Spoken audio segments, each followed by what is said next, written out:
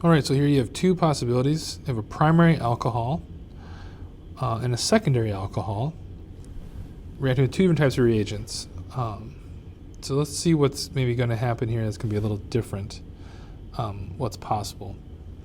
For the first part, let's focus on the primary alcohol reacting with the zinc chloride.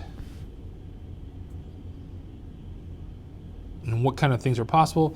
So normally you would think rearrangements here, but because it's a primary alcohol, we can't make a primary carbocation, so rearrangements really aren't possible. So let's take a look at this mechanism now of this and see what's going to happen.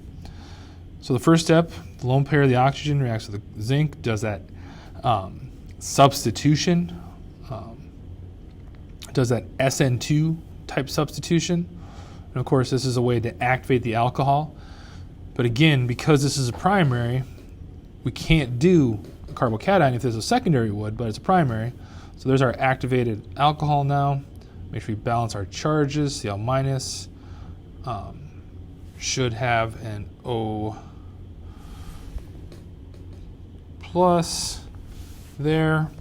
We do that SN2 type reaction again, but again, because it's a primary, there's no inversion of stereochemistry because there is no stereochemistry. And we get the substituted alkyl halide. But again, no carbocations, so it's two SN2s. What if it was secondary, a secondary alkyl halide though? Things are going to be a little different. So instead of having primary, we got to think about secondary. So, and again, here's a strong acid and there's no good nucleophiles. So this is really going to be an elimination. We can't really do an SN1 or an SN2. The steps remain the same. We talked a little bit about E2 elimination. So you should know something about that, needing things to be anti-periplanar, right? So there's that H in that leaving group, or at least the group we're going to turn into a leaving group, being 180 degrees apart. So we got to have that to do an E2, but we also could do an E1 here as well. But the first step will be the same. We're going to protonate and activate that alcohol, that protonation step. Redraw this, nothing's changed. Our OH is turned into a good leaving group. Making the decision here, we could either do E1 or E2. E2 is probably less likely because this is not a very good base here because of resonance. It's really stable, right? Stable things are not reactive. We'll draw as an E2 anyways. Why not? But E1 is also possible. But if you did E1, you'd have formed a carbocation. You could do rearrangements. So really, you wouldn't know what the product is, unless it was given to you. And that's pretty difficult to predict for a lot of these. But if you're given a product, you should be able to work backwards and figure out what you have. So in this case, let's choose to do it as E2. So they'll come along here in a sec.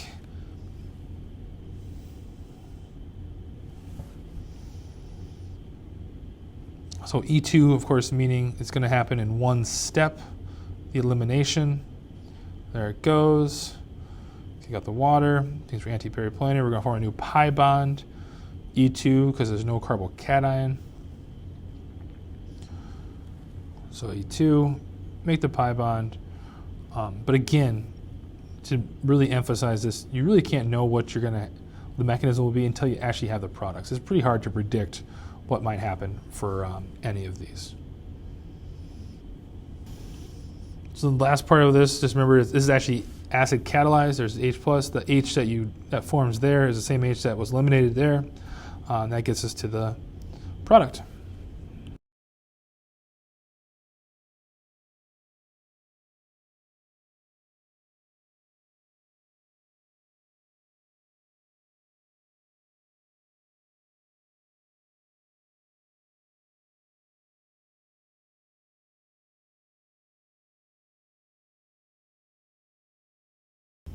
All right, so let's break down these two types of ways to activate alcohols. Both of them involve pyridine. That one is used, the sulfonate is used to have retention. So you keep retention there, so it doesn't actually have an SN2 reaction in the mechanism. So both these are from different mechanisms. So if you had a substrate that looks like this, with an alcohol that has a wedge, after this reaction, you would end up with wedge still, and the oxygen now is bonded to the sulfur, and you've made it into a good leaving group. But you haven't done any sort of inversion of stereochemistry. There's no SN2 part in this reaction. However, with a different mechanism, with SOCl2, you actually get inversion of stereochemistry. So if it was a wedged alcohol, it becomes a chlorine, right? It all happens in one step. It's all part of one reaction, one mechanism. That's inversion, right? So the difference here, right? Obviously two completely different reactions. You get one retention, and one involves inversion, right? So you flip the stereochemistry. One allows for SN2s later. Both could do SN2s later, but then you get the different stereochemistry because of that. The driving force for this one is SO2 as a gas, as a byproduct. So that bubbles out of solution. That helps drive the reaction to do this inversion. Right? So that helps drive the reaction. Likewise, with the sulfonates, the driving force is you actually form a solid. You actually form a solid salt, pyridine chloride salt. So that Cl- is actually out of solution. So then it can't do the reaction that it is able to do with this one. This is a solid, so it's out of solution, so it can't react. And so that's why you get retention, and it stops at that point.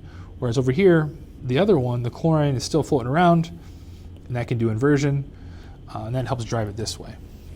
So if something's out of solution, it can't react, and that's the key to remember. That white solid that becomes takes out of solution and no longer can react.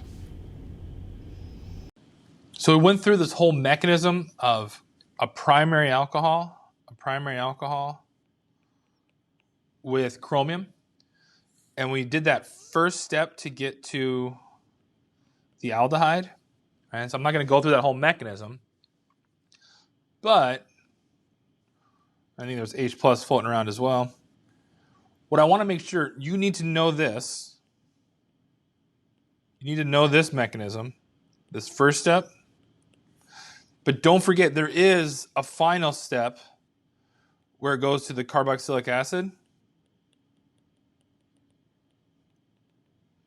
You don't need to know the mechanism, but you need to know that the aldehyde is an intermediate on the way to making the carboxylic acid. So don't forget that, right? I'm asking you to know the mechanism to here, but you need to still remember the reaction doesn't stop. It keeps going, right? These chromiums are really reactive, and it keeps going all the way to the carboxylic acid. So I want to make sure that was just really clear.